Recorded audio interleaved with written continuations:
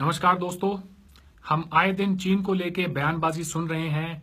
कोई कहता है कि चीन का बना हुआ माल इस्तेमाल मत करो, इससे हमारे देश की अर्थव्यवस्था को नुकसान पहुंचता है।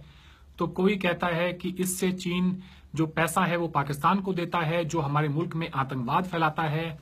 दोस्तों, आज मैं आपके सामने दो चार बातें रखूंगा जिससे आपकी आंखों पे पड़ा हुआ जो पर्दा है वो हट जाएगा। सबसे पहली बात तो यह है दोस्तों, भी किसी भी मुल्क की ताकत का अंदाजा उसकी इकोनॉमी से होता है, उसकी अर्थव्यवस्था से होता है। हमारे मुल्क की जो टोटल इकोनॉमी है, हमारी जीडीपी, हमारी अर्थव्यवस्था, वो लगभग $2 ट्रिलियन की है। और दोस्तों, आपको जान के हैरानी होगी कि चीन इससे कहीं ज्यादा का माल बना के और दुनिया को बेचता है। अगर मैं साफ साफ शब्दों में कहूं तो वो एक हिंदुस्तान हर साल बना के दुनिया को बेचता है, और हम कहते हैं कि हम उनका सामान ना खरीद के उन्हें सबक सिखा देंगे। उनका 3% माल सिर्फ हिंदुस्तान आता है, इससे ज्यादा नहीं आता।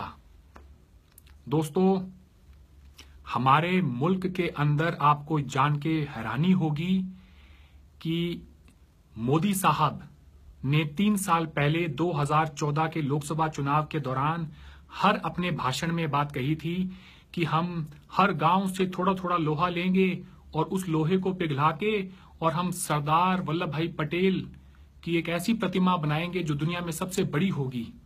मोदी साहब, आपके पास हजारों सलाहकार होंगे, आपको एक छोटी सी बात बताना भूल गए कि इस तरह की मूर्तियां, इस तरह की प्रतिमाएं लोहे से नहीं बनती, उसमें स्टील और कॉपर का इस्तेमाल होता है। दोस्तों, उस मूर्ति का नाम है स्टैच्यू ऑफ यूनिटी। हिंदुस्तान की एकता का प्रतीक है वो मूर्ति, जो आज हम नहीं बना रहे, वो चीन के अंदर बन रही है। जी हां दोस्तों, हिंदुस्तान की एकता का प्रतीक जिससे हमारा राष्ट्रवाद हमारा झलकता है, वो चीन बना रहा है, हम नहीं बना पा रहे हैं उसे। हमने बनाया क्या है पिछले 5000 सालों में? पहले मूर्तियां ही बनाई, मंदिर बनाए, बाद में मस्जिद बनाए, गुरुद्वारे बनाए। इस चीज में तो हमारी महारत हासिल है।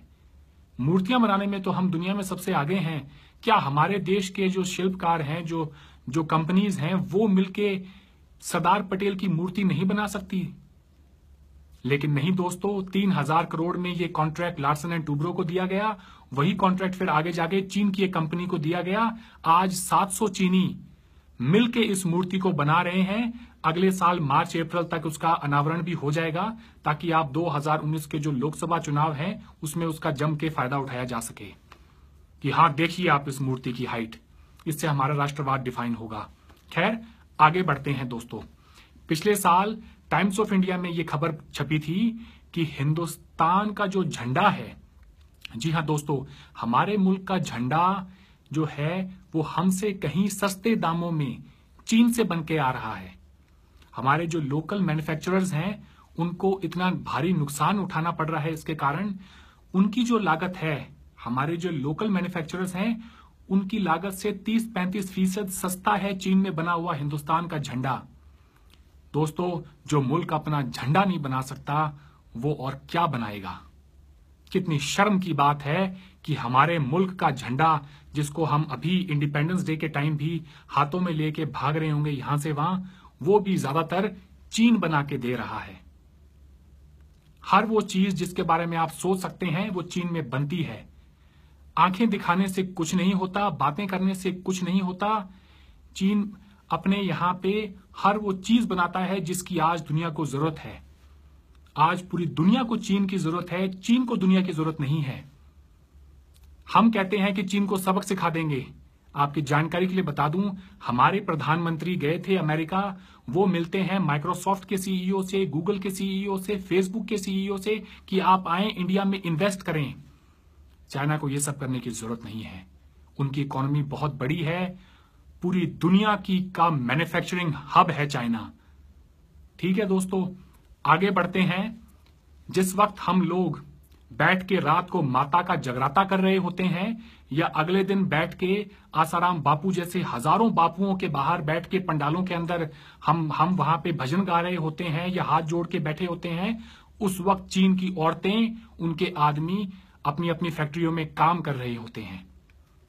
हमने अपने देश की एक बहुत बड़ी आबादी को काम करने से वंचित रख दिया। कैसे करेगा हमारा देश तरक्की, आप ये सोचें। जब देश की औरतें, बहुत कम औरतें हैं जो काम करती हैं बाहर जाके, ज्यादातर हमारी जो औरतें हैं वो या तो हाउसवाइफ हैं या फिर मजदूरी करती हैं। रात को माता का जगराता है, दिन में इन बापुओं के बाहर पंडालों में हम बैठे होते हैं। क्या ऐसे हम चीन का मुकाबला करेंगे? बातों से, सिर्फ लफाजी से चीन का मुकाबला नहीं होने वाला, उसके लिए हमें बहुत मेहनत करनी पड़ेगी। मेरा मकसद अपने मुल्क के लोगों को नीचा दिखाने का नहीं है, मेरा मकसद है आपको आईना दिखाने का। आप जाएं बाहर, आपको पता चलेगा हमारा और चीन का जो फासला है वो कम से कम 50-60 साल है। हम बहुत पीछे हैं उनसे दोस्तों। हम सबको मिलके काम करना होगा, तभी ये मुल्क आगे बढ़ेगा। इसमें हर इंसान की भागीदारी होनी चाहिए। और सबसे बड़ी बात, हम बात करते हैं मेक इन इंडिया को कामयाब करने के लिए, तो दोस्तों मेक इन इंडिया तभी कामयाब होगा जब हमारे मुल्क में बिजली होगी। हमारे मुल्क की 300 करोड़ से ज्यादा की आबादी तो ऐसी है जिन पर आज तक 2017 में जिनको बिजली नहीं पहुंची है। जब हमारे पास बिजली नहीं होगी, सड़कें नहीं होंगी, बड़े बड़े हाईवे नहीं होंगे, पोर्ट नहीं होंगे, बंदरगाह नहीं होंगे, तब तक हम ना तो माल बना पाएंगे, ना ही उसको हम ट्रांसपोर्ट करके और अपने बंदरगाहों तक पहुंचा पाएंगे, और ना ही दुनिया को फिर कोई माल हम बेच पाएंगे।